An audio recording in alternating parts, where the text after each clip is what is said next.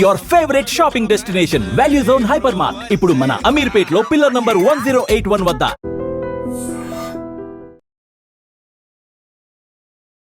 హైదరాబాద్ పాత బస్తీ. ఇక్కడ ఏదైనా జరిగితే నిజంగా ఒక సెన్సేషన్ వార్తలాగానే ఉంటుంది.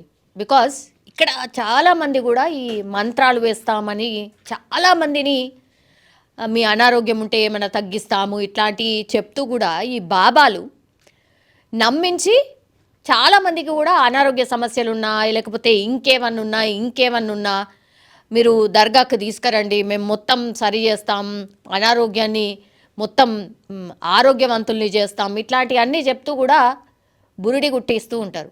సేమ్ అట్లాంటి దొంగ బాబానే ఇక్కడ కూడా బయటపడ్డాడు.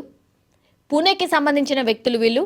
యాక్చువల్లీ పూణే నుంచి వాళ్ళ అమ్మాయికి హెల్త్ బాగాలేదు అని చెప్పి అక్కడి నుంచి ఇక్కడ హైదరాబాద్లో వాళ్ళ సిస్టర్ ఉంటుందట. సో సిస్టర్ దగ్గరికి పంపించింది వాళ్ళ కూతుర్ని. పంపించిన తర్వాత 4 నెలల క్రితమే పంపించింది. అప్పటి నుంచి కూడా అక్కడ దగ్గరలో ఓ బాబా ఉన్నాడు. ఆ బాబా మంత్రం వేస్తే పూర్తిగా అనారోగ్యం ఏమున్నా అదంతా కూడా పోతుంది అని ఉంది కాబట్టి ఏపీయు అని చెప్పి వాళ్ళ పాపను పంపించింది. రెగ్యులర్గా ఇంటికి వచ్చి ఈ బాబా రకరకాలుగా మంత్రాలు వేస్తూ పూజలు చేస్తూ ఈమెకున్న అనారోగ్యాన్ని పోగొట్టే ప్రయత్నం చేసిండు. అంటే దగ్గర ఈ దొంగ బాబా నమ్మించిన తర్వాత ఏం చేసిండు, ఇట్లా కాదు ఇక్కడ అయితలేదు, దర్గాల్నే ఉంచి ఆమెకు పూర్తిగా ఒక 2 రోజులో 3 రోజులో డిఫరెంట్ పూజలు చేయాలి, మంత్రాలు వేయాలి, కాబట్టి ఈ అమ్మాయిని ఇక్కడే దర్గాల్ని వదిలేయండి, పూర్తిగా ఆరోగ్యవంతురాలై వస్తుంది అని చెప్పి నమ్మించి ఈ ఫ్యామిలీ మెంబర్స్ ఎవరిని లేకుండా చూసి ఆ అమ్మాయిని మాత్రమే దర్గాలే పెట్టి ఈ మంత్రాలు వేస్తామని చెప్పిండు. వాళ్ళందరినీ కూడా పంపించేసిండు అనేది ఒక స్టోరీ కాదు.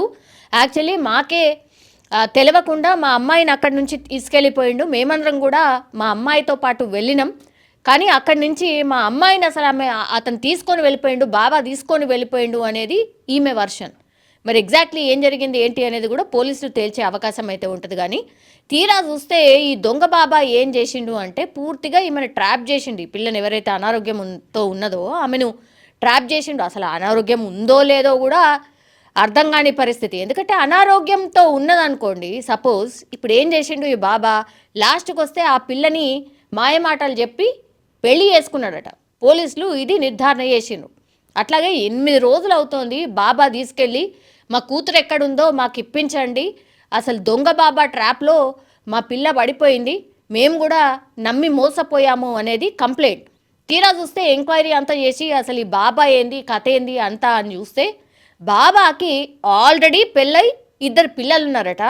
ఇప్పుడు ఈమెను కూడా ఈ అనారోగ్యంతో వచ్చిన పిల్లను కూడా మ్యారేజ్ చేసుకున్నాడు. ఆ తర్వాత మధ్యలో ఆమెతోనే ఆ పిల్లతోనే ఫోన్ చేయించిండట, మీరు నా గురించి ఆలోచించకండి, వెతకకండి, ఎందుకంటే నేను మేజర్ని, నా ఇష్టంతోనే నేను ప్రేమించి ఈ బాబాని వివాహం చేసుకున్నాను అని వాళ్ళ బిడ్డతో చెప్పించిండట. ఆ తర్వాత సరే నువ్వు ఎట్లున్నా మ్యారేజ్ చేసుకున్నావు కదా రామ్మ మేము చూసుకుంటామనే మాట కూడా పేరెంట్స్ చెప్పినా ఆ తర్వాత నుంచి ఆ పిల్ల టచ్లోకి రాలేదట. అసలు ఆమె ఏమైపోయిందో ఏందో కూడా తెలియట్లేదు అనే మాట ఇప్పుడు పేరెంట్స్ అయితే చెప్తున్నారు. అట్లాగే పోలీసులకు కంప్లైంట్ చేసినటువంటి సిచ్యువేషన్. ఇప్పుడు ఈ దొంగ బాబా గురించి వెతికే పనిలో పడ్డారు పోలీసులు. ఇంత ఘోరంగా అంటే బాబాలు ఇట్లా మంత్రగాళ్ళు లేరు, ఉండరు, వాళ్ళతోని ఏమీ కాదు అని ఎన్నిసార్లు ఎన్ని అవగాహన కార్యక్రమాలు కల్పించినా ఎన్ని ఇన్సిడెంట్ అయినా ఇంకా మోసపోయే వాళ్ళు ఇట్లా ఉంటున్నారు. కాబట్టి మోసం చేసేవాళ్ళు పుట్టుకొస్తూ ఉన్నారు.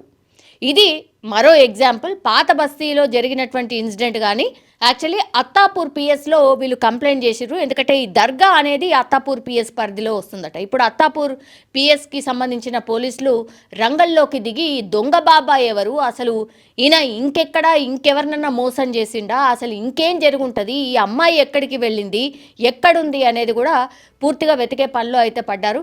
చూడాలి ఈ కేసు ఏమవుతుంది ఏంటి అనేది. బట్ ఇట్లాంటి బాబాలను దయచేసి నమ్మకండి, మోసపోకండి అని మరోసారి అయితే పోలీసులు రిక్వెస్ట్ చేస్తున్నారు. నిజంగా ప్రస్తుతం ఉన్నటువంటి సమాజం దేనికి ప్రయారిటీ ఇస్తుంది? ఆర్థిక సంబంధాల చుట్టూ మాత్రమే తిరుగుతుంది. మళ్ళీ ఎన్నికలంగానే చాలా విరక్తి కలుగుతున్నాం. మంచి అనిపిస్తుంది కదా, లేడీస్ కూడా ఛాలెంజింగ్ జాబ్స్ చేసినప్పుడు చాలా బాగుంటది. ట్రాఫిక్ అసిస్టెంట్స్ గా నియమించిన ట్రాన్స్జెండర్స్ అందరితో సాల్యూట్ చేయించుకుంటున్నారు. ఫుడ్ డెలివరీ ఇవ్వటానికి వెళ్ళినటువంటి డెలివరీ బాయ్ అనిల్ పై కళ్ళ ముందు పెళ్ళండి